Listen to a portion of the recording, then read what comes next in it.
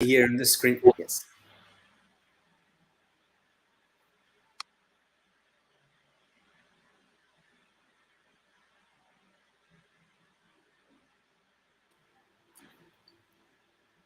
Hello, good afternoon. Olá, boa tarde. Estamos ao vivo? Estamos? Sim. Então Acredito vamos. que sim. Boa tarde. Valério, por favor. Então, boa tarde a todas e a todos. É com grande alegria que a gente faz a gente recebe o professor Daniel Jenkins, que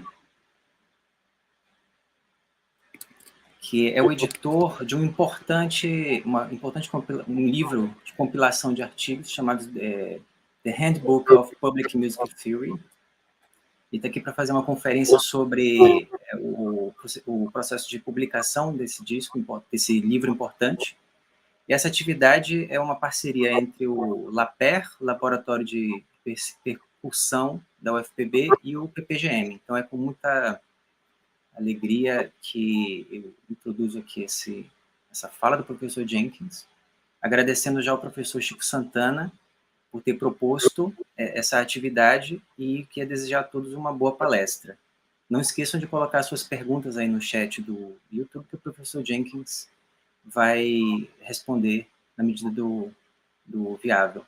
A palestra do professor Jenkins vai ser em inglês, mas a gente está aqui para ajudar no meio de campo. Então, boa palestra para todos. Passo a palavra para o professor Chico. Boa tarde, todo mundo. É um prazer estar aqui.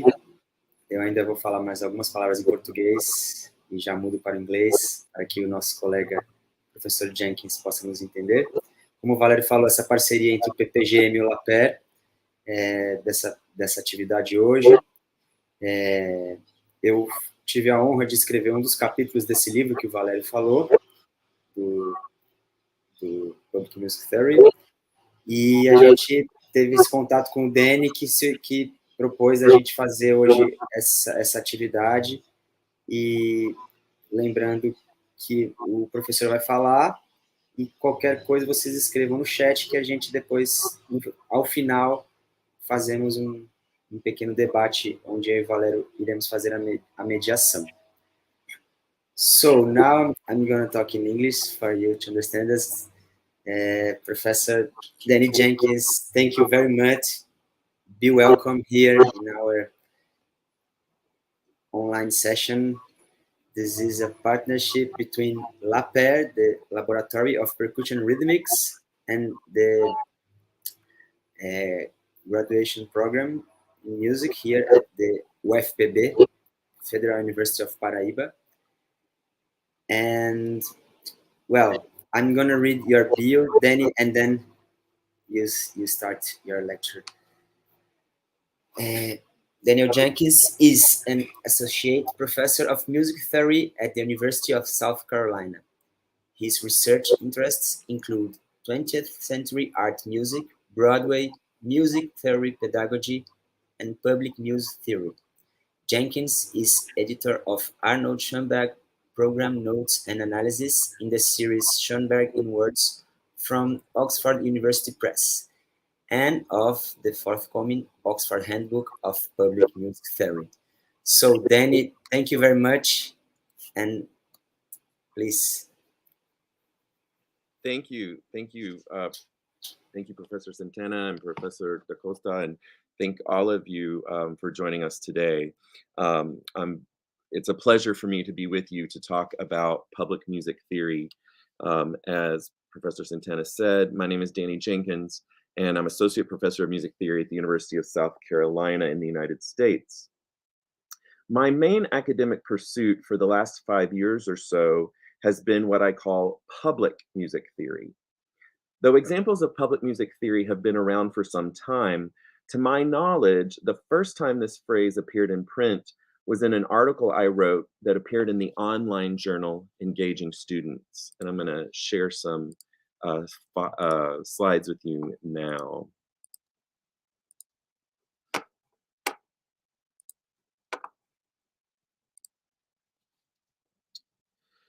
The article from Engaging Students in 2017 was about a graduate course that I taught in the fall of 2016 at the University of South Carolina that I called Public Music Theory, what I believe to have been the first university course with that title in North America.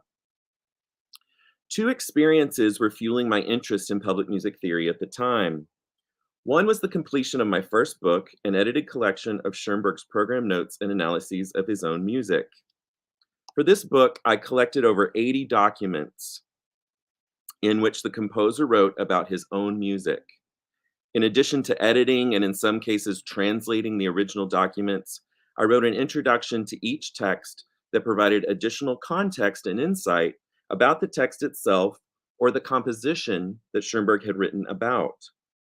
There were excerpts from letters, theoretical treatises, and teaching materials for sure, but it struck me just how many of these documents were written with a public audience in mind.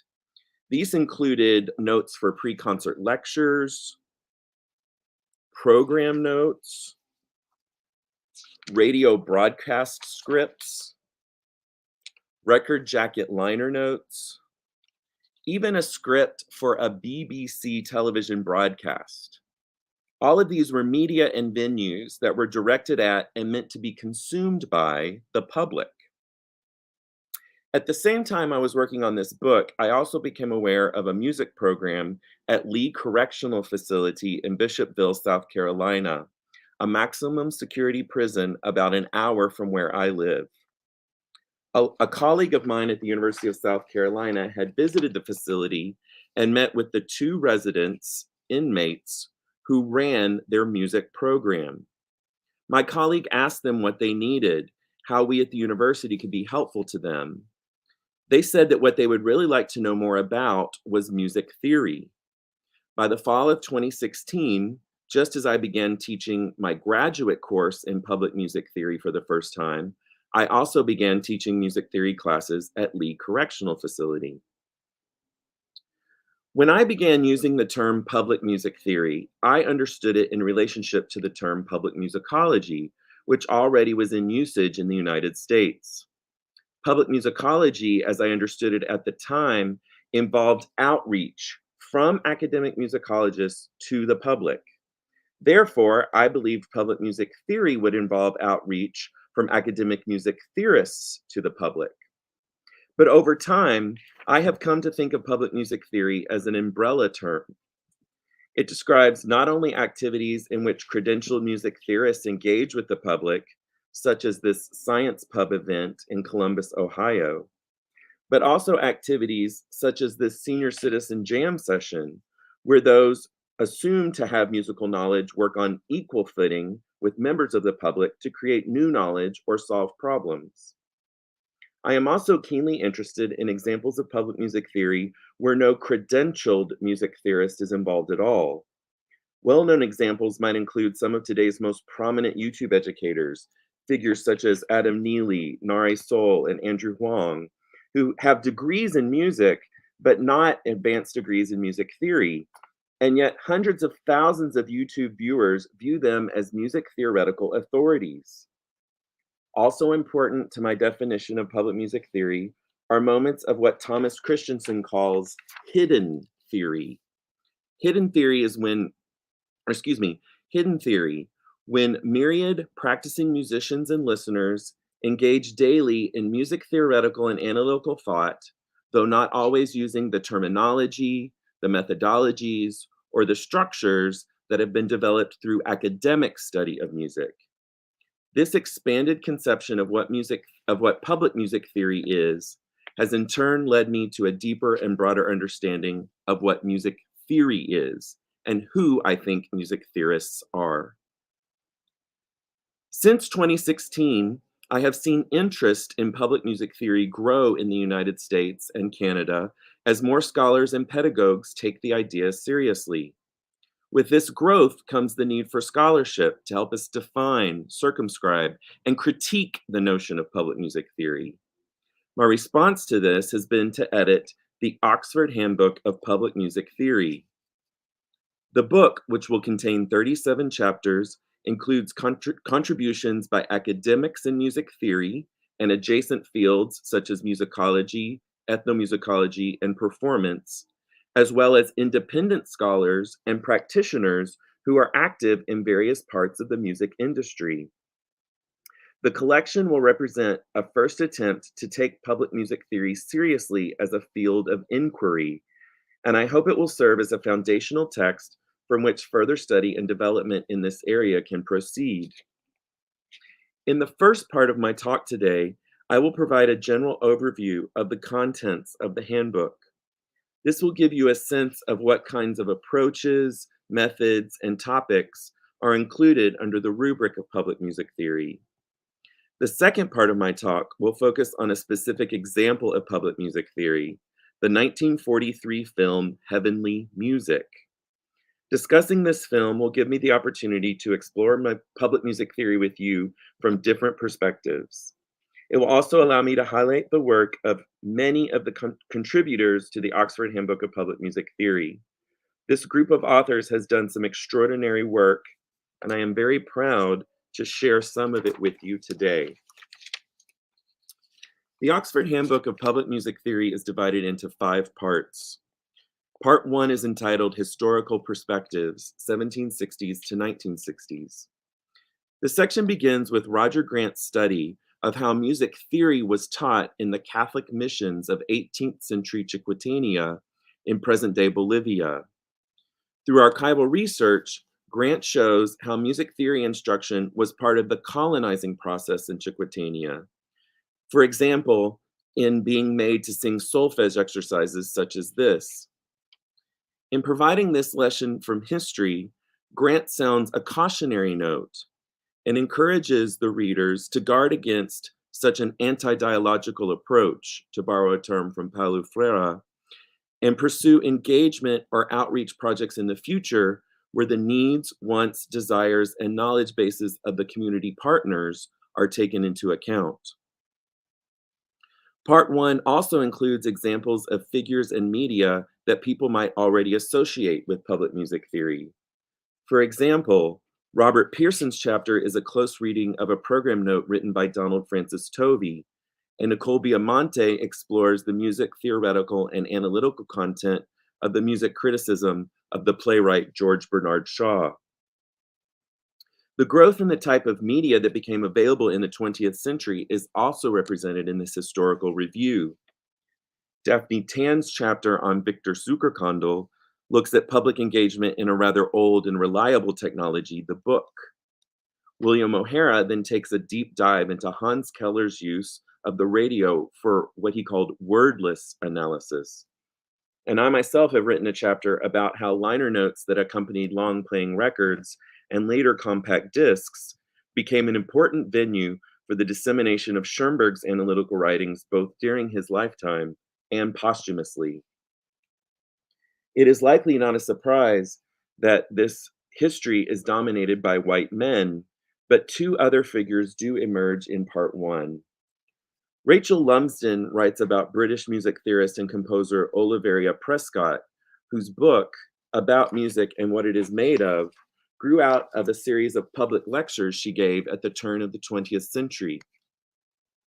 Samantha Ege highlights the work of the African-American author Nora Douglas Holt, who through her music criticism, public lectures, and radio appearances, sought to encourage the appreciation of the music of Black composers, including Samuel Coleridge Taylor, Nathaniel Dett, Edward Boatner, Clarence Cameron White, and Cecil Cohen. Part 2 of the book is dedicated to communicating with audiences. Among the earliest examples of public music theory are program notes.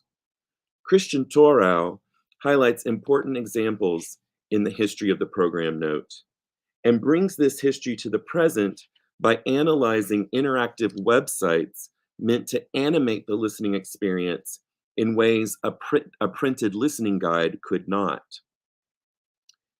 Historical examples of program notes, such as those by Tovey, include staff notation, which fewer audience members can reliably read today. Hannah Chan Hartley explains how this state of affairs led her to create the Visual Listening Guide, which communicates information about pitch, rhythm, timbre, and form without necessitating the ability to read a score. Scott Burnham and Soo-Yin Mack write about their experiences giving pre-concert lectures, in Mack's case, in interactive formats that encourage listeners to embody their musical experience. Mary Jo Heath, recently retired from the Metropolitan Opera in New York, writes of her experience speaking to a wide audience, those who have tuned in from around the world each Saturday to hear her host the Met Radio broadcast, and how she is able to insert music analytical content into her presentations. Author Dave Headlam argues for what he calls informance, a style of presentation that would bring performance and information about music more closely together. His models include Leonard Bernstein, Glenn Gould, Wynton Marsalis, and Harry Connick Jr. Professor Olivia Lucas goes one step further, arguing that light shows at popular music concerts are at once analysis and performance, and deems them to be both what she calls public and vernacular music theory. Part 3 of the book is about community engagement and what I call applied music theory. Like applied science, applied music theory is focused on the application of musical knowledge to solve problems or to improve people's lives. One example of applied music theory would be in the area of copyright lawsuits, where individuals called forensic musicologists are often called to testify, and where others may file amicus briefs to provide additional information that the judge or jury might consider. Catherine Leo's chapter outlines very well the state of affairs in music copyright lawsuits in the United States. Another situation that comes up from time to time, where music theoretical and analytical knowledge might be applied, would be the case of a musical forgery. Frederick Rees's chapter investigates this issue. Community engagement activities of various kinds can be another manifestation of applied music theory. Tim Johnson writes how he has, for many years now, given public lectures at the National Baseball Hall of Fame in Cooperstown, New York, on the intersections of music, music analysis, and baseball. Anna Gawboy speaks how she and her colleagues at The Ohio State University have been integrated into a vibrant public scholarship scene within that community.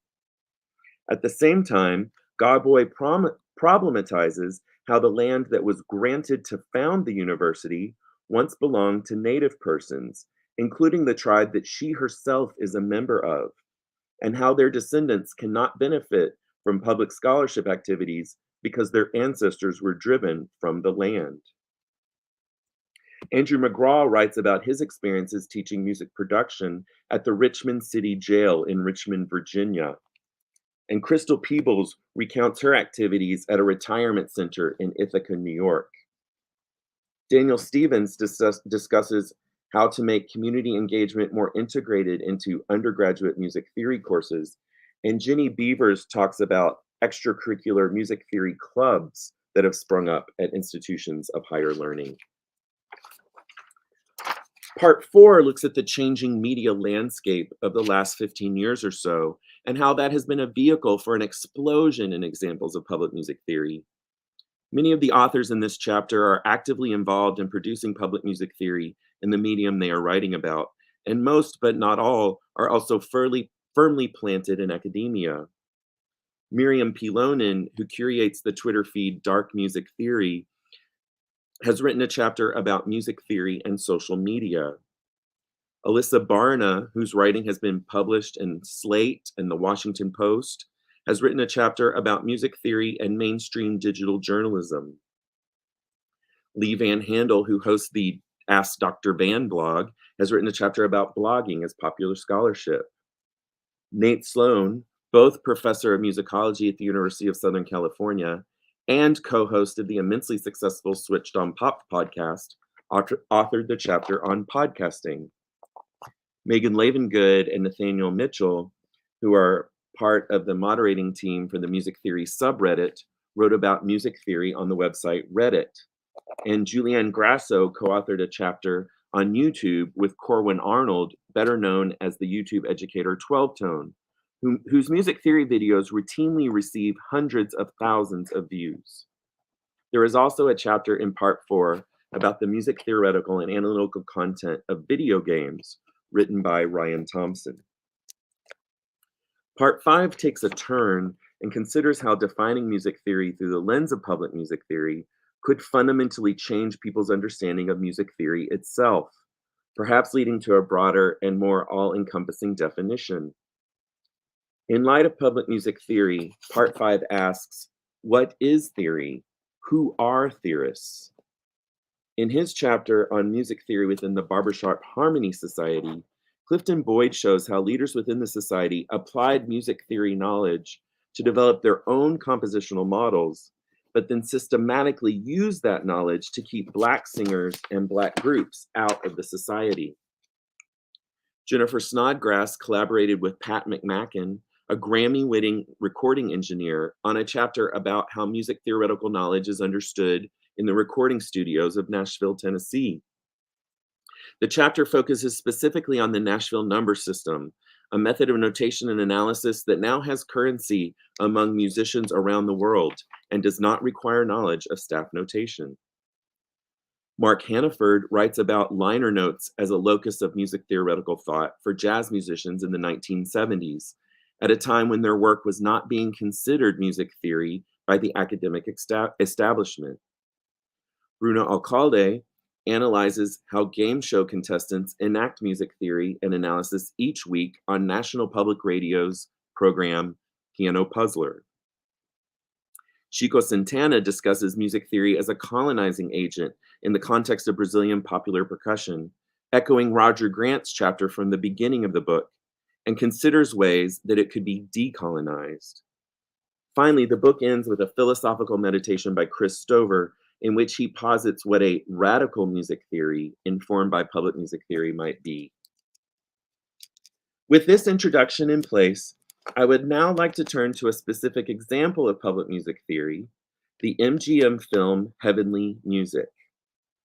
Released in 1943, the film won the Academy Award, or the Oscar, for Best Short Film in 1944. Even though this was clearly a commercial film with no obvious pedagogical intent, it still either demonstrates or hints at various facets of and issues surrounding public music theory, making it an ideal venue for furthering our discussion today.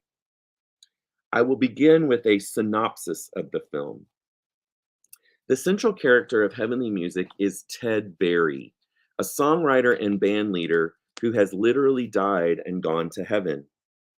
Upon entering, he is met by a rather officious administrator named Mr. Frisbee. Berry, who apparently enjoyed some success as a songwriter during his life on Earth, is surprised that Frisbee has not heard of him, but an angel named Joy does recognize him and asks him for his autograph. Frisbee tells Berry that it is the music committee that will stand in judgment upon him, and Joy leads him to the Hall of Music. As Berry enters the Hall of Music, the members of the music committee tower over him, including Johann Sebastian Bach, Johannes Brahms, Frédéric Chopin, Franz Liszt, Niccolo Paganini, Nikolai Rimsky-Korsakov, Franz Schubert, Johann Strauss Sr., Johann Strauss Jr., Peter Tchaikovsky, Richard Wagner, and the chairman, Ludwig van Beethoven.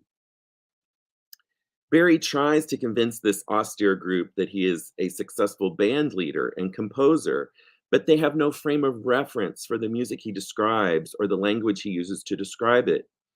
Beethoven asks to hear some of Berry's music, and he sits down at the piano and plays and sings. Only a few phrases in, he is interrupted by Tchaikovsky, who hears a similarity between Berry's song and the Waltz of the Flowers from Tchaikovsky's The Nutcracker. Then Wagner claims that Tchaikovsky stole that melody from him, and Brahms responds that actually the melody is one of his waltzes.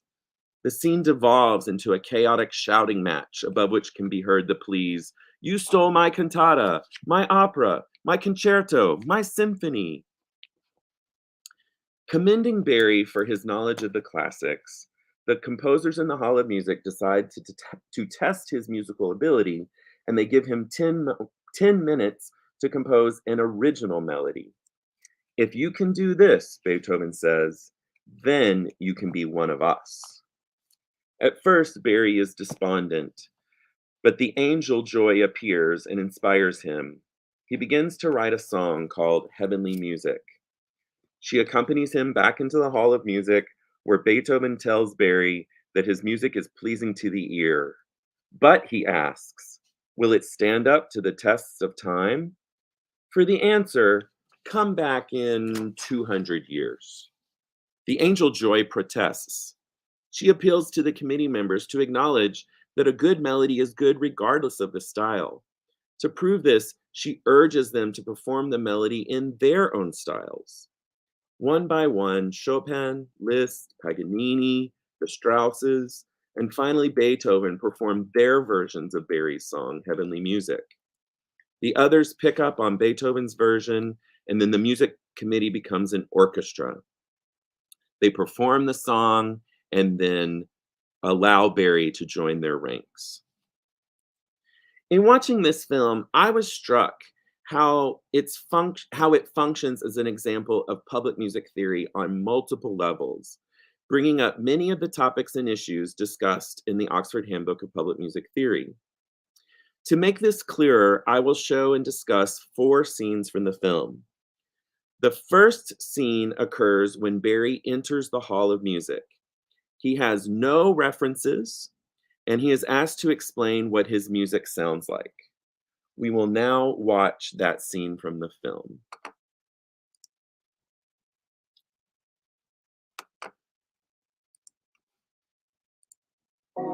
I'll be right here if you need me. Well, here goes.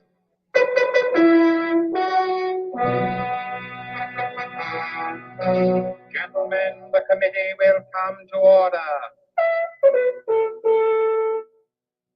The best tunes of all move here from Carnegie Hall. Know ye by all these presents the applicant of record, Ted Barry, herewith described and defined as a musician, and herewith set forth and submitted for eternal residence in the sanctum sanctorum of music. References none. Educated in Brooklyn. Qualifications to be determined by the committee in session. The meeting will now proceed. Herr Ludwig von Beethoven presiding. Come in, come in. A musician is always welcome here. Gosh, are you really Beethoven? Eh? How many times I've played your Moonlight Sonata? I heard you. But we bear no malice here. I'll forgive you. What sort of musician are you? Well, Mr. Tchaikovsky, I sing mostly. Oh, sing, Schmidt. I thought you said a musician. Can you beat a drum? Loud? Well, no, Mr. Wagner, but I used to lead a band. Oh, one of us, eh? A conductor. Прекрасно. Very nice. Mr. Berry, may I ask what type of music you have conducted?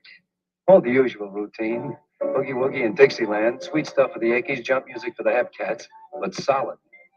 What language is that, Paganini? I understood everything, up to the point where he started to speak in pizzicato. I beg your pardon, but what was the musical form you mentioned? Boogie? Boogie Woogie, Mr. Brahms? Well, that's just, barrel house music. 8 to the bar.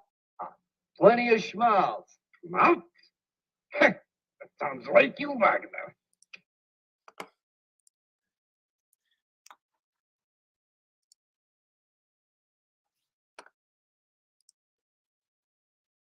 This scene represents a situation that is often faced in the context of public music theory. Whether writing program notes, giving a pre-concert lecture, making a YouTube video, or a number of other pursuits, the person delivering musical knowledge has to carefully consider issues of terminology and what words will and will not be understood by their audience. As Scott Burnham writes in his chapter on pre-concert lectures, and although I generally try to avoid technical jargon, I often introduce the terms half cadence and full cadence.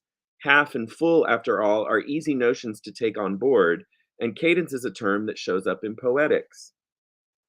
I have also on occasion used the terms tonic and dominant, explaining that these are conventional and convenient names for the two primary and complementary harmonies in a key center. Though as names, they are not easy to explain. Why do we say tonic? Why do we say dominant?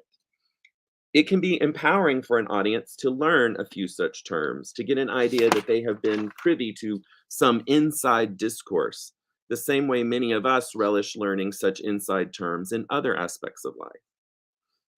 What is so interesting to me about this scene from Heavenly Music is that it flips the usual script that Burnham describes. As Barry tells the committee about his musical life, talking about Boogie Woogie, for example, it is them, those that we as an audience have been led to, those who we as an audience have been led to believe are the ones that have musical knowledge, are actually the ones who lack musical knowledge. They do not know the terminology or have a frame of reference to understand the music Barry is talking about. As the scene continues, the music committee attempts to understand, but they seem limited by their preconceptions of what music is and what it ought to be. Let's watch a little bit more of this scene.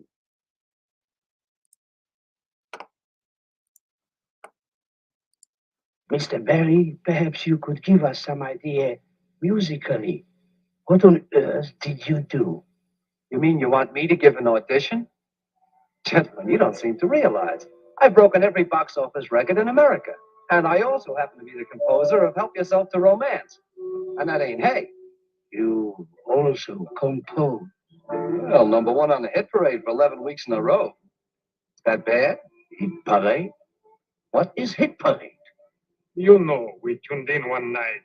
What the fellow makes. I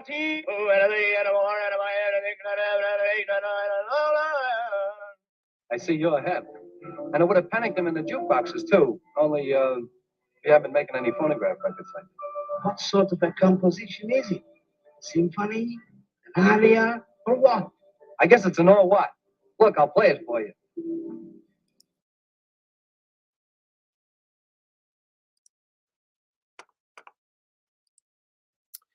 As Beethoven asks, what sort of music is it? A symphony, an aria, or what? The third category, or what, includes a lot of music, and much of the history of academic music theory has had little to say about the or whats. Of course, recent decades have shown tremendous growth in the study of certain kinds of popular music and some examples of world music, but it is the music of the composers in the hall of music that music theory has tended to focus on. And many of our methods of analysis have been developed to help us understand that music. To engage with audiences who are interested in other music, academic music theorists may have to find that they have to adapt their definitions of music theory or come up with completely new definitions and categories altogether. For example, in his chapter about teaching music at the Richmond, Virginia City Jail, Andrew McGraw writes about how he set up a digital audio workstation with Ableton to help the residents learn about music production. McGraw, an ethnomusicologist, would be the person that any outside observer of the program would assume would be the likeliest person in the situation to have musical knowledge. But he quickly found that this was not the case. He writes about having to catch himself when he believed that participants had harmonized a melody in the, quote, wrong key. And he laments that much of what he learned in his music theory classes during undergraduate study was not helpful to him in trying to aid in the music-making process in the Richmond City Jail. He describes the terminology that developed inside the music program. Quote, jank referred to a musical composition. This is a mid-Atlantic African-American term that can be used to refer to essentially anything. In the jail music program, jank referred to a computer file containing a single instantiation of a composition. Residents used the term beat to refer to a complex multi-part musical structure. With a background in jazz and Western percussion, I initially understood beat as referring to a short drum set pattern, 1 or 2 measures of 4/4 time, or to the metronomic tempo of a recording session, i.e. its pulse, taktus, or beats per minute. Residents often used beat to refer to the entire musical form underneath wrapped text. A beat might include melodic and harmonic features, even chord changes, and might include internal subdivisions, such as a verse and a chorus. Chico Santana writes about a similar issue with terminology used in Brazilian popular percussion. Cadência, a common term in the universe of samba, referring to the balanço or swing of the rhythmic articulation of the batucada, has a quite different meaning than the European concept of cadence as a harmonic event. Much closer to the use of the term cadence in English to describe the music that a percussion section plays to keep the members of a marching band in step with each other, cadência in samba refers to the equalization, synchrony, and rhythmic consonance of a samba groove. Andamento, tempo, in samba schools baterias, is used as a synonym for pattern.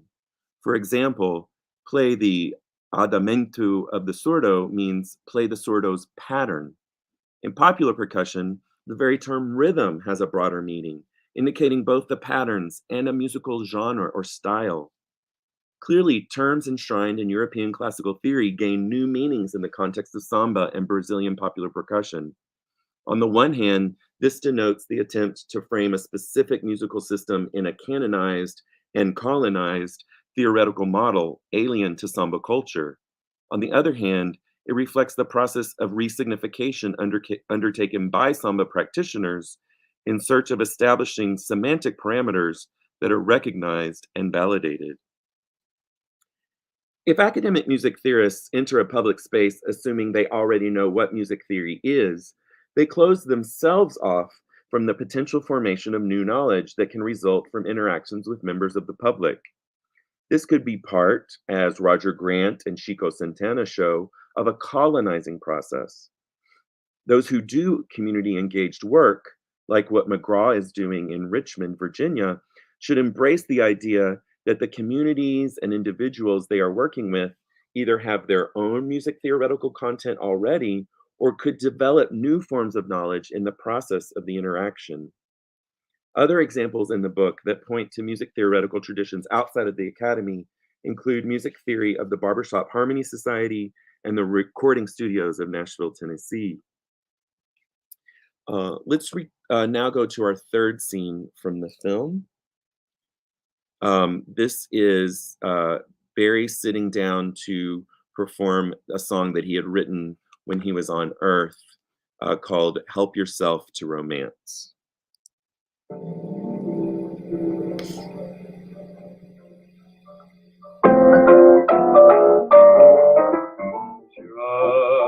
Just help yourself to sweet romance. You can find it most everywhere.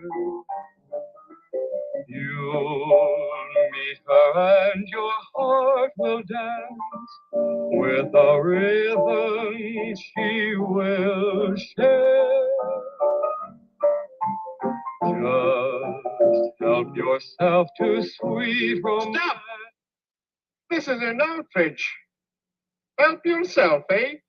You helped yourself to my nutcracker suite. Listen.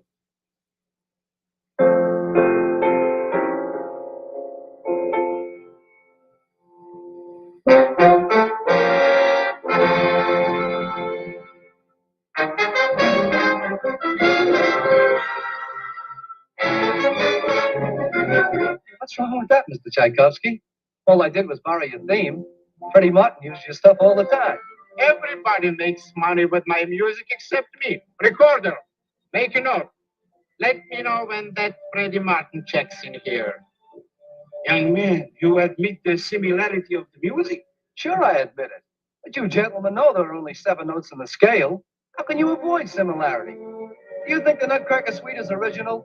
It's a direct steal from Wagner.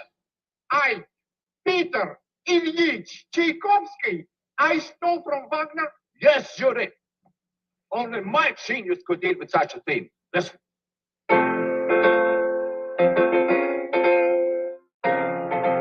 you are. And if you really want to get down to cases, Wagner took that melody from Brahms.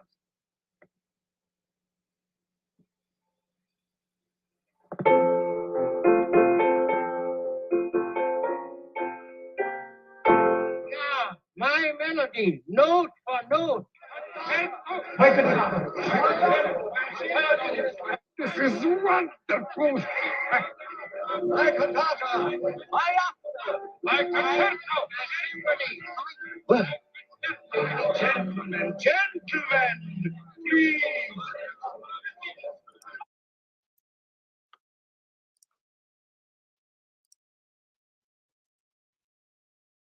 This scene reflects on three facets of public music theory. At the most surface level, it provides an example of music appreciation as public music theory. One strain of public music theory is closely related to, if not identical to, music appreciation. Alex Ross of The New Yorker writes in a recent article, "When I was a music-obsessed kid in the 1970s and 80s, I could easily find radio and television shows that purported to explain how classical music worked. Carl Haas genially elucidated form and style on the radio program Adventures in Good Music, and Leonard Bernstein held forth on the public broadcasting system about Beethoven. These were late period examples of a genre known as music appreciation, which peaked in the 1930s and 40s when Walter Damrosch on NBC Radio invented ditzy ditties for the classics, and Aaron Copland had an unlikely bestseller, What to Listen For in Music. One could easily imagine the scene in Heavenly Music as an excerpt from an episode of Carl Haas's Adventures in Good Music, Leonard Bernstein's Young People's Concerts, or Walter Damrosch's NBC Music Appreciation Hour, with audience members learning about the commonalities between the themes of the great composers. Perhaps it is because within the academy, the teaching of music appreciation Perhaps it is because within the academy in the United States, the teaching of music appreciation has fallen to musicologists rather than music theorists, that there has been some tendency to see music appreciation as having little to nothing to do with music theory. But as Ross writes in his article about the Switched on Pop podcast, the show's hosts deliver charmingly rigorous dissections of Taylor Swift and Weeknd songs, slipping in a fair amount of music history and theory. It is this broader understanding of music appreciation, one that music theory has a stake in, that I embrace. To be sure, music theoretical or analytical content can sometimes be harder to find in these contexts than information about a composer's biography or the social, political, or historical context of their music making. But academic music theorists in the United States err when we cede all of music appreciation to public musicology and do not claim elements of it that are public music theory as music theory. In line with this, Nate Sloan writes in his chapter about podcasting's potential to create a nexus of musical identity, feeling, and theory is evident on an episode of the podcast Afro-Pop Worldwide, Rhythm Nations. Host Georges Collinet spends an hour investigating different approaches to rhythm on the African continent, including Nigerian Afrobeat and Senegalese mbalax, offering a rich and nuanced taxonomy of rhythmic production, narrated by practitioners of each musical style. Their rhythmic exegesis is clearly understood to be analysis, but this analysis is enhanced by the tone and the expression of the speaker so as to communicate more to listeners than the, quote, objective information alone could. The musician's dialogue with Collinet ties the cultural and historical function of these rhythms to their, quote, pure sound, all laid bare for the listener through the cultural knowledge produced by the musician's unfiltered conversation. But even those with a more objective view of music theory can find elements in this scene from Heavenly Music that are not, quote, merely music appreciation. The way this episode of composers stealing from one another is presented to the audience is not some argument about the anxiety of influence or cultural exchange or some other musicological issue, but rather as a straightforward music analytical argument about similarity. In fact, the scene is quite similar to an argument Leonard Bernstein makes in his first Norton lecture, in which he notices the pitch similarity between Aaron Copland's piano variations and 4 disparate musical examples by Bach, Stravinsky, Ravel, and, quote, some Hindu music I once heard, unquote. This is a positivist argument, which divorces these musical examples from their content and observes them merely as objects. And it is a natural fit for a certain strain of music theoretical thinking. Pitch class set theory and transformation theory, for example, rely on similar ideas about music as objects. Barry's defense against Tchaikovsky's charge of plagiarism, that there are only 7 notes in the scale, is rather simplistic for sure, and it needs to be fleshed out, but it would seem to me that its reliance on the fundamental materials of melodic construction, rather than historical or cultural factors alone, could find a home in a certain strain of music theoretical thinking. Barry's argument about 7 notes might not hold up as well if it were taken to court in a copyright lawsuit, however. It is in the context of copyright law that applied music theory can be helpful. Individuals called forensic musicologists provide expert testimony filled with music analysis of different kinds to try to persuade a court that a copyright violation has or has not occurred. Similar expertise would be valuable in the case of forgeries, as in the late 1990s, when 6 lost Haydn sonatas were suddenly found, quote unquote. They were quickly authenticated by leading experts, but it was later determined that the works had been forged.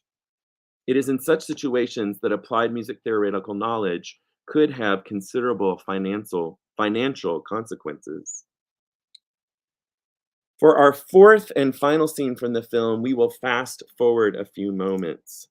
After the brouhaha over who stole what melody from whom dies down, the music committee sends Barry off to write an original song so that he can prove his musical ability. Barry composes a piece called Heavenly Music, and he returns to the Hall of Music with the angel Joy to perform it for them. Let me get to the right place. Here we go.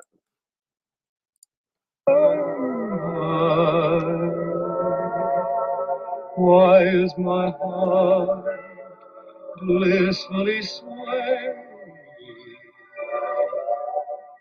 That's because it hears violins play. And if the things I read in your eyes are true, then you hear music.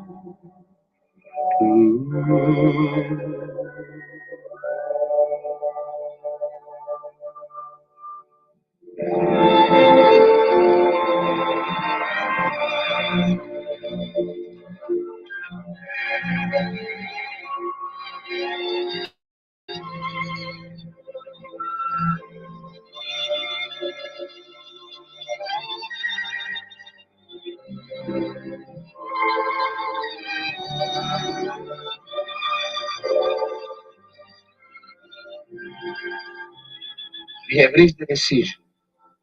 Your modern music sounds pleasing to the ears, but will it live? Will it stand up to the test of time, as our music has done? For the final answer, yes? Come back in 200 years. 200 years? Mr. Beethoven, please. That isn't fair. You can't make him wait that long. Just because Ted's music is modern, just because it sounds new to your ears, That doesn't mean it's bad music. Mr. Liszt, after all, isn't it the melody that counts? You can play a good melody in any style, modern or classical. Mr. Chopin, you know that Ted's music is good. If you had written the same melody, well, just try it in your own style and you'll see what I mean. Won't you? Please.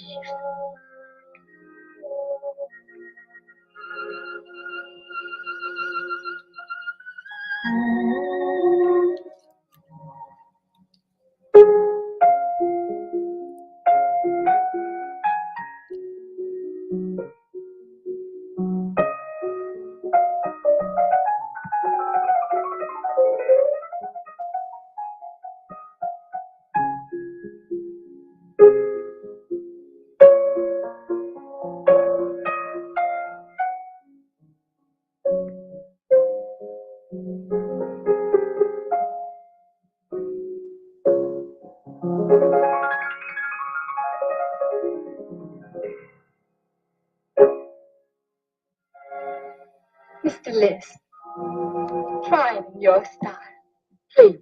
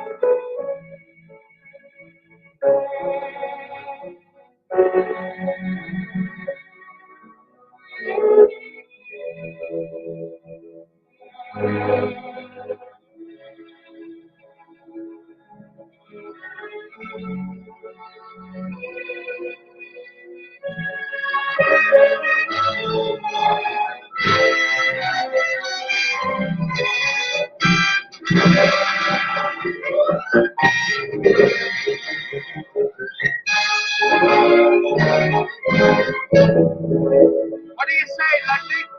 Shall we let the boy remain?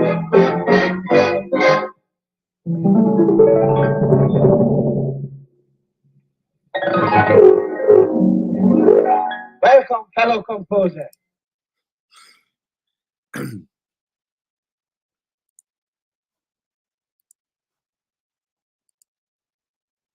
In this scene, music is itself analysis. For those in the audience who know the music of these composers already, the versions of Heavenly Music make them fill in on the joke. But these arrangements are also valuable to those who do not have this knowledge, providing insight on the essential elements of each composer's style. The renditions of Heavenly Music by Chopin, Liszt, Beethoven, and others bring to mind the Piano Puzzler, which is broadcast on many national public radio stations in the United States. In his chapter on the Piano Puzzler, Bruna Alcalde writes how composer Bruce Adolph and co-host Fred Child gamify music theory by engaging audience members in a weekly style study.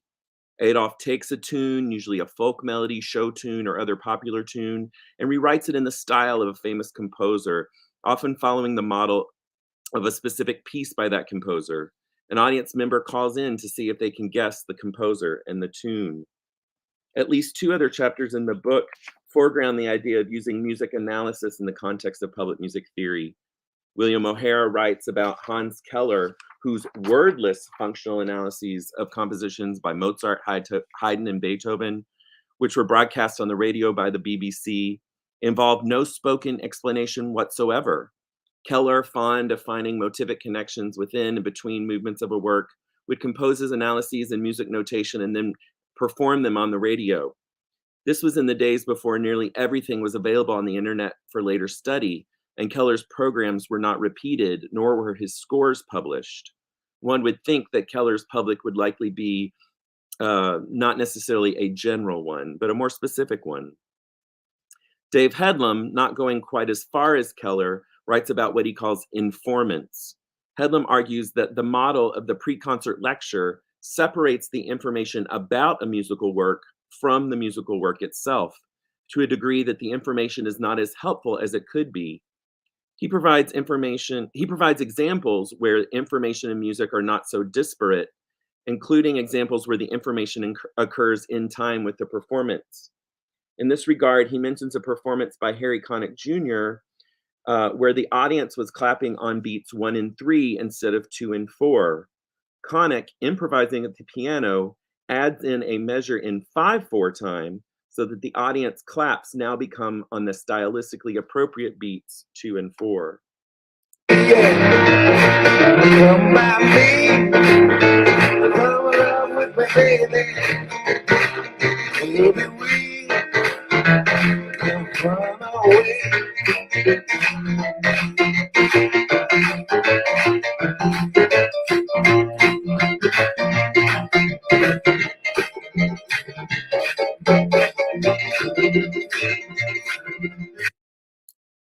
One other aspect that this final scene from the film has that relates to public music theory is the role that Angel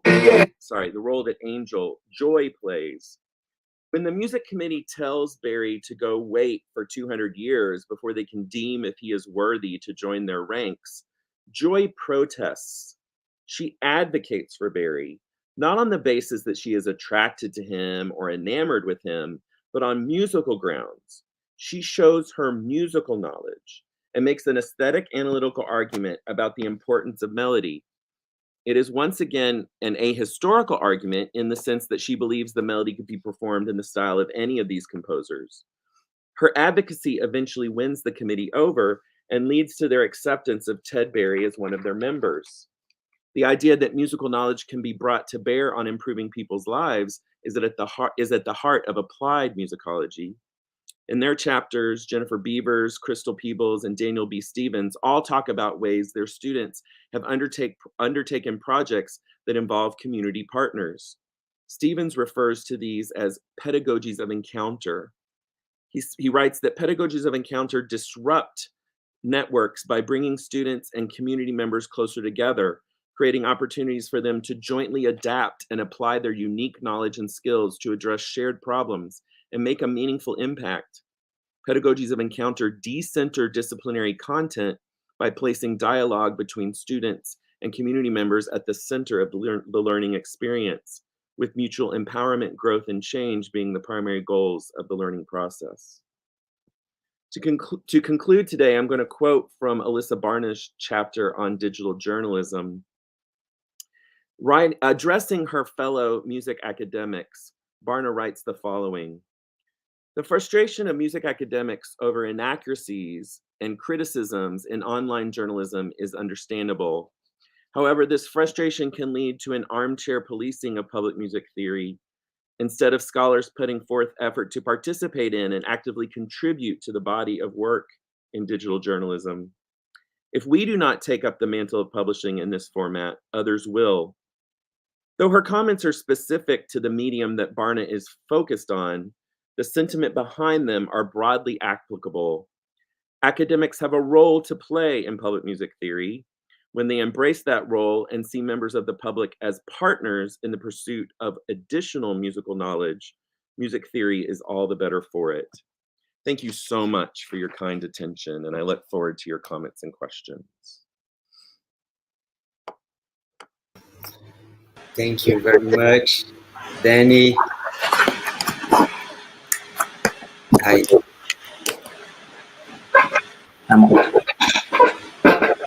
Valerio, it's a big noise in your microphone. Okay, thank you. So Danny, thank you very, very much. It was really interesting, your lecture. Amazing, this movie. I want to watch it. Please send me the link if it's yeah, it's on YouTube. Available. Actually, Nice. Maybe I can do that while we're talking, find the YouTube link while we're talking. Yes. Nice. So for me, it was really interesting to understand better now the whole concept of the public music theory, because I was one of the authors of the book that you organized. But for me, it's interesting to see the music theory with all these perspectives as a way to create bridges between different areas and categories of music study, and not theory as a segregating filter. And this is something really interesting for me. But I'd like to ask you, because here in Brazil we have a basic problem, which is the lack of knowledge about the very fundamentals of theory, of music theory, even here at the university, you know. So I would ask you, wouldn't this be a problem of a basic training? And how should be this early training? And just some issues, some questions that I was thinking during your speech, and how important should theory be in this process of basic training, basic musical training?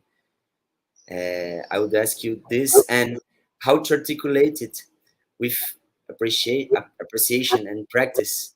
I mean, to become meaningful, you know, because we have these segregated words of the musicologists, the performers, and the audience. And I think public music theory can be this kind of bridge between this segregated field. Wow, that's a lot there. Yes, sorry, but it was many questions. Well, I think I'd like to talk about the issue of basic training just a little bit. So as I mentioned rather early in my talk, something that I have been doing that I consider one of my public music theory activities is that I teach music theory at a correctional facility, a maximum security prison here in South Carolina. And when I began doing that, or before I began doing that, I had ideas in my mind. Well, this is what music theory is. This is the information that they will need. So my role is the person who has the knowledge, and I'm going to bring that knowledge to them. And what I quickly learned was that they already had a lot of musical knowledge, and that many of the things that I would consider the basic training that my university students should have were not necessarily very valuable to the kinds of music making that were going on in that institution. So they have like a rock band, and they do lots of popular genres of music. They do everything from country to metal music to various kinds of hip hop. And so I think when we're asking this question of basic training, I think the more fundamental question is basic training for what? because there has grown up an idea, at least in the United States, and I would say it comes from a European tradition, so it's alive in Europe as well, that music theory is a certain body of knowledge, and that body of knowledge is necessary to understand music, but it turns out to only be helpful for certain kinds of music. And so this is an issue that I'm facing at my own university now, because we have a new music degree that we call music industry studies. And so this is not students who are going through a traditional conservatory training. They are coming in playing guitar or drums, or maybe their instrument is the digital audio workstation, for example. And so what kind of, I have had to think about, all right, what kind of basic training do they then need? What will be important to them? And so I think that one of the advantages of thinking of this in terms of public music theory is, of course, the word public has the same root as the word people. And so if you center the people who are involved, if the people who are involved become the most important issue rather than the content, then what you would identify as the basic training needed might change from situation to situation. And so that's been a helpful way for me to think about what sometimes people view as a challenge. You know, oh, it's a challenge, these people don't have this knowledge. We can kind of maybe go from the place of, well, what knowledge do they have? And then what knowledge do they need? Or what knowledge do they think they need?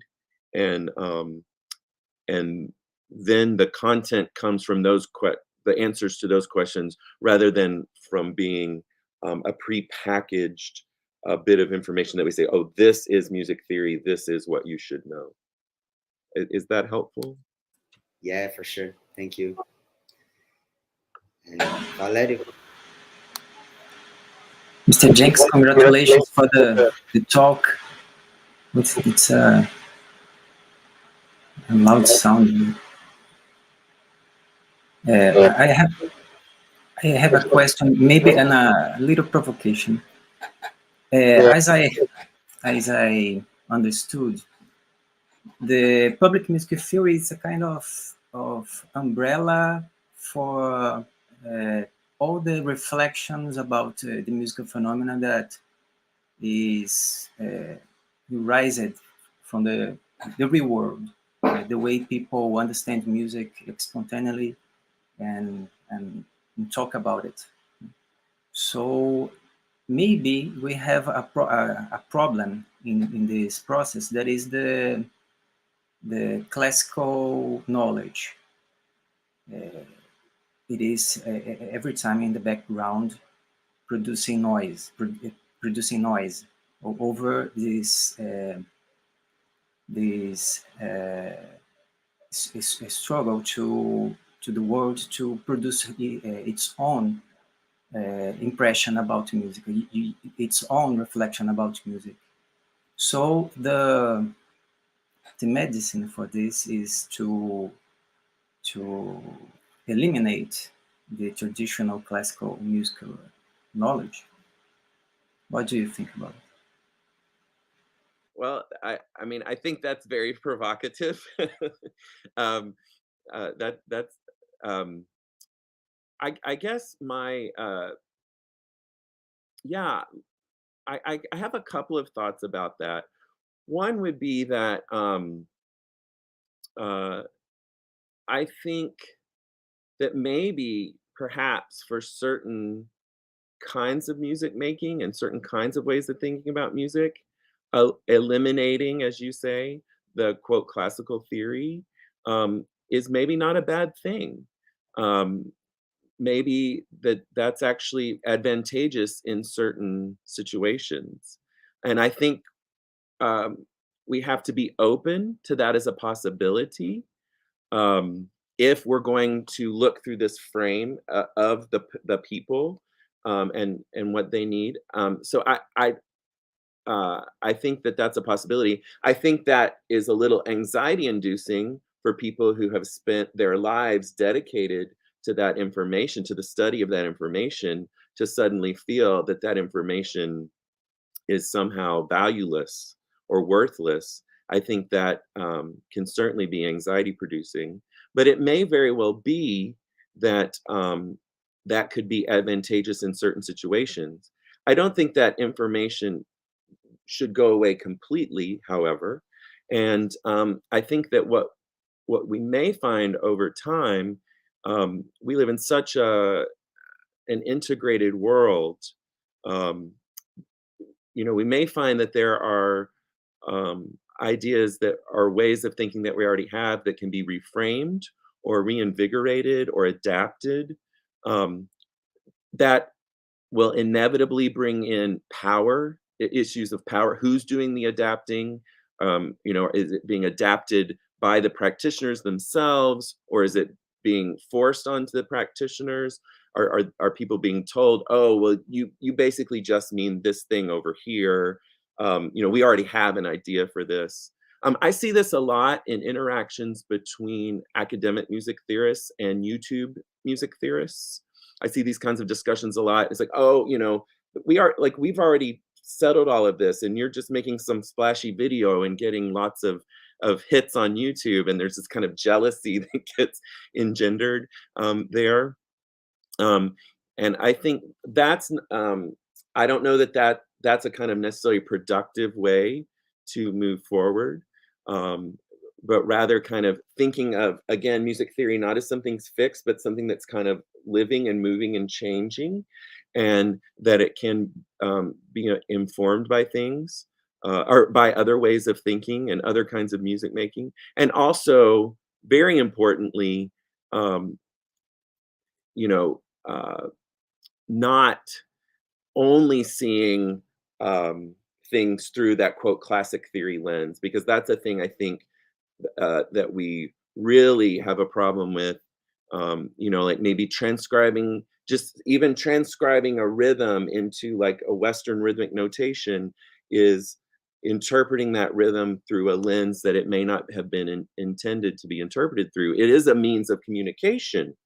It does provide certain people access to the information in a way that they didn't have before. But that's just one example that like an ethnomusicologist would struggle with in terms of how the information is then mediated, and what kind of violence is done to the original information through the mediation.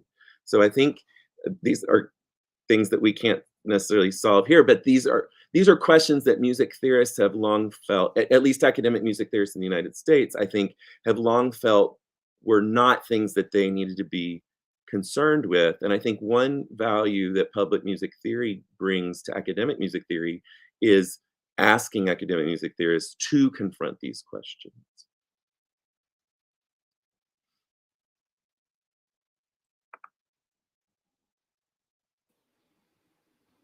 Yeah, I think this is a question, a political question, question of as you said, Danny, of power. You know, we can see people who wants to keep their power of theory knowledge, and maybe this is one of the main problem that we may change. And again, public music theory can create some new perspectives, and I think what you said, it's really important to consider what practitioners say and understand as theory. And I think this is important, not to keep in these separated worlds, universes of theory and practice. And we see that in music education as well. There is a kind of struggle between music educators and performers, and one say, you think only about how to teach, about pedagogy, and the other say, you think only about playing and you cannot teach well. So when we look for some possibilities to integrate different perspectives, I think it's healthy, I would say. I love the idea of a more contextualist theory. Theory the parts from the real world, and the theory that it's produced over this basis. It's very interesting. Because creation and performance are transversal knowledges. It's almost impossible to talk about music without these items. But let me say something about the power, and I think you're right. That always will be a danger path when you create a label as public music theory to face another label that it's the theory of music. What is the risk to come from one exercise of power to another? What do you think about it? Oh, my goodness. Well, I guess part of me wonders if that's avoidable, if that's even avoidable. The issue of like of someone having the, who's going to have the power. It's I don't. Yeah, that's like a really kind of fundamental life question. I don't know even as much of a music theory question. But as you were speaking, I was reminded of something that happened when I was at the prison one time that I think may be illustrative of what we're talking about, and that was that I was there and they were preparing a performance. And there was a gentleman that I had never seen there. I've been there maybe in person 10 times. And there was a gentleman I had not seen before. And he had written a rap by writing down the words. But he could not read Western rhythmic notation or anything and he was having difficulty performing in time, and that was getting frustrating for everybody, right? So it was this value that we should perform in time, and that was getting frustrating. And so they asked me if I could take him to the side and kind of help him a little bit. And so the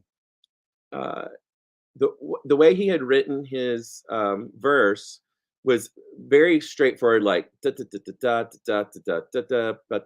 like, just very, it grooved like that, no problem.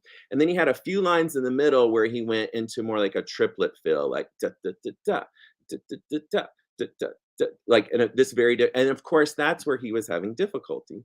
And so I asked him, so instead of saying, oh, well, you're in, this kind of meter and now you're in this kind of meter, like I knew that wasn't going to mean anything. So I just said, well, this part is really interesting to me. It sounds different to me than the other part. Do you have an idea about that? And he said, yeah. He said, that's the part where I catch my breath. And so I took this phrase, like, this is where I catch my breath. That was like, to me, that was his theory of that moment, right? Like he had theorized out something musical about that moment. And he was using this phrase, that's where I catch my breath. And I could have come back with all kinds of language and terminology that, and written it out in rhythm notation, but in that moment, I think it was important for me to put him in the driver's seat as much as possible. I wanted to understand how he thought of it. And out of that came, to me, a very clear theory of the moment, which is, this is where I catch my breath.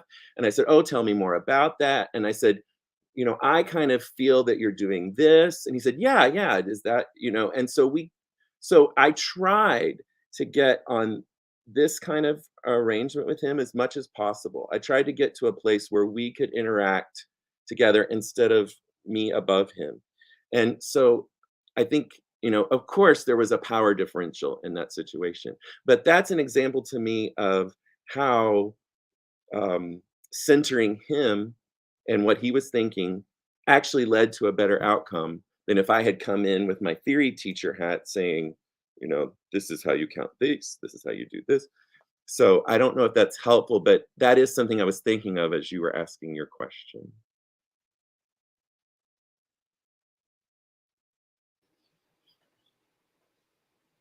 Yeah, this is about this contextualization, and you find ways to dialogue with people who doesn't have this, that has this theory content in their minds. And but yes, but this question of Valerio about the labels, it's something that it's interesting for me, because we as academics, we are always thinking about labels and categories and things like that, and that's a risk, and that's the way academic thinking works. So okay, let's keep this or let's leave this. This is a good question, a life question, as you told Danny. Yes, and I think the idea of music theory being modified, like public music theory, vernacular music theory, jazz theory, popular music theory, these are all kind of labels that we have in the United States. I don't know about what's current in Brazil. But, you know, all of these labels kind of exist out of the imbalance of power that music theory, or a certain kind of music making, has had within music theory for so long. So we can say music theory, and to many academics in the United States, this conjures up a lot of things, but it tends to focus on only certain kinds of music written by certain kinds of people from certain parts of the world, for the most part. I mean, the change is happening, but just the fact that that we have these other modifiers that we put in front of music theory that are trying to be some kind of response to music theory is just indicative, I think, of the kind of issues that you all are getting at in your questions. The power differentials, the focus on certain cultures over other cultures, et cetera, et cetera, et cetera. So, but on the other hand, if I had not used this term public music theory, I'm not sure other people in my field would have understood what I was talking about. You know, it became a convenience for me to say, hey, there's all this stuff going on over here that we don't talk about. I want to start talking about it. How can I get you all to talk about it with me? Oh, I'll put a label on it and then we can talk about it. Yes, I agree. Yes, it's a strategy. I hope it's a good strategy. I hope so too. We are open new possibilities. Yes, I like to think this way. Were there any questions from any of the students or anyone watching? Yes, Valerio, I can ask here on the chat while you say something, Valerio, please. I think we have no questions here. Only a lot of good afternoons and applauses.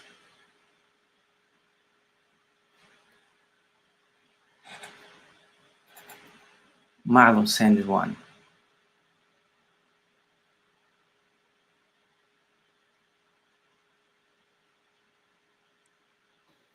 Yes, Marlon asked you, Danny, how's the whole of the school to increase this musical universe of the student?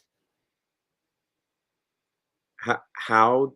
I think he's referring to the basic school. How the basic school can increase the musical universe of the student. That's a wonderful question. I do not know about schooling in Brazil, so I'll have to speak from my context here in the United States. In the United States, when children are young, they frequently have a what we call general music class. which could involve lots of things. It could involve singing, it could involve playing basic instruments, it could involve things like that. As students get older, their music instruction is usually through an ensemble, so either orchestra, band, or chorus. And so only students who have orchestra, band, or chorus are then usually able to have the musical skill and information in order to study music in university. So it narrows the population quite quickly before they come to university. And there are certain there's a movement afoot in the United States called the modern band movement, which is encouraging performance in rock bands and also work with digital audio workstations as part of music education in the schools, in the middle schools and high schools. So maybe age 12 to 18 before students go to university. And so that's one example here in the United States about how people are broadening the definition of what music study is within our public schools, which would have transformational effects on what music study in universities would be, I would hope. Okay, thank you.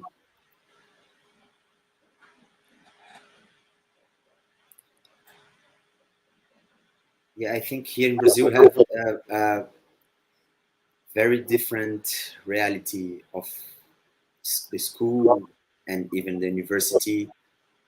And it's interesting to compare and see.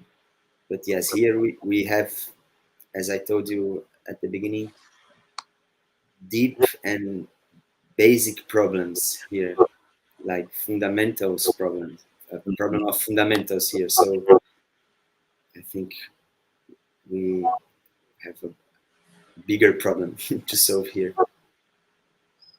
And what happened in Brazil is that it's a very big country. So in each part of Brazil, you have different kinds of music and different kinds of music educations. And even the profile of the students changes a lot. So this is more issues to deal with during our work as music educators, as music researchers. And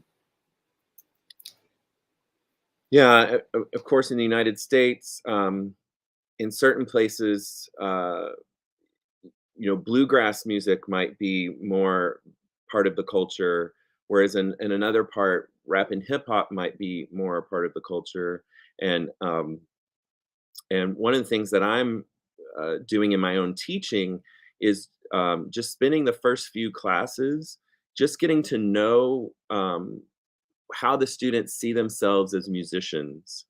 So often in the past, I would see music theory as like the subject that I teach to the students, right? So intervals and triads and scales and all the other things, Roman numerals, that is music theory.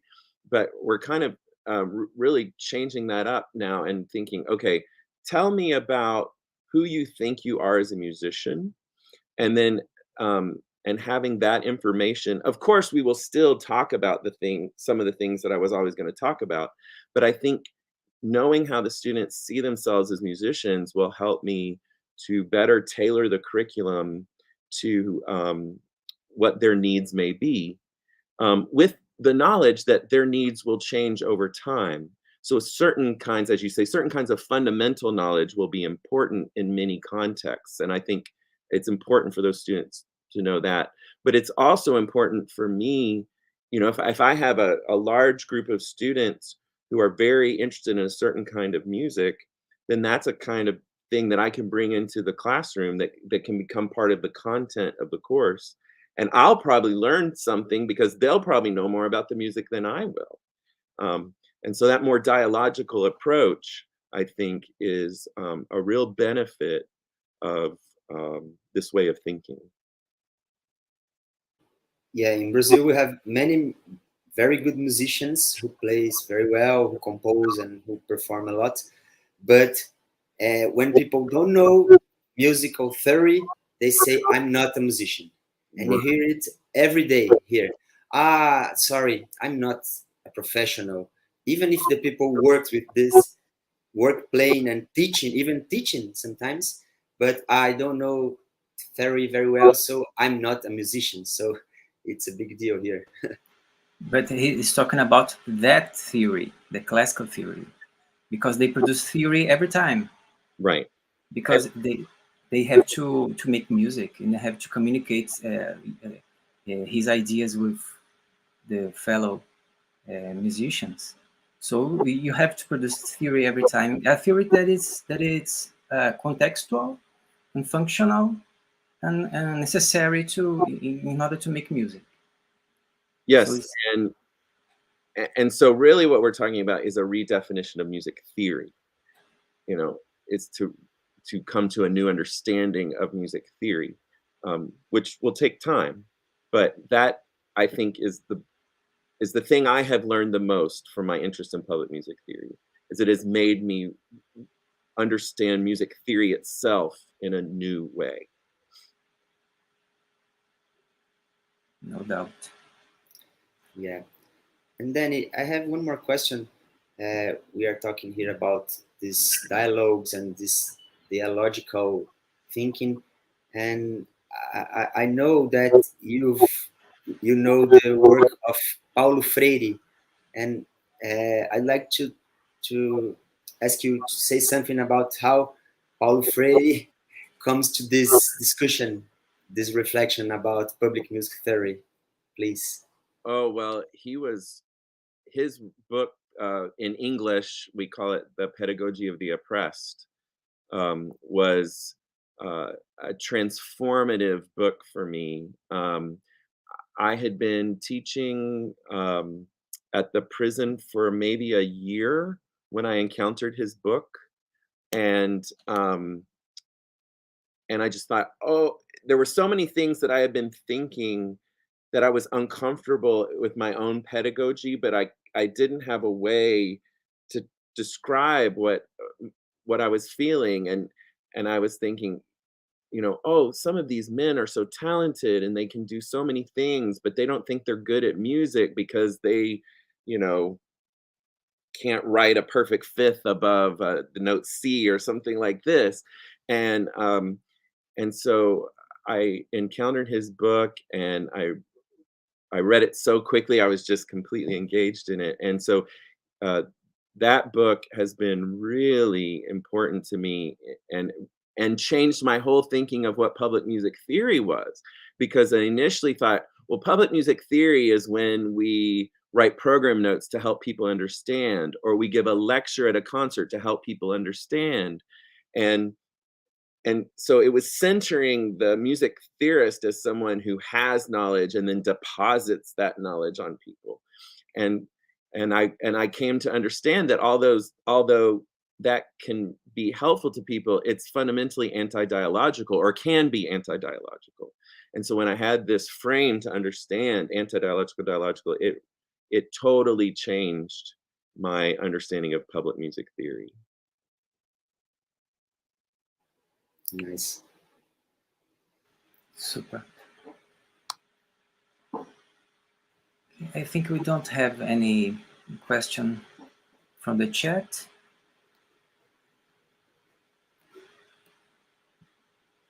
Maybe Danny wants to say a final words.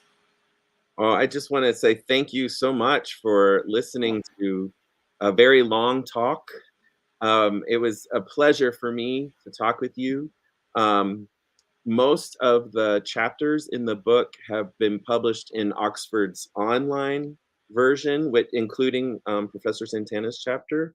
And we just have a couple more, but then eventually we'll have a physical book.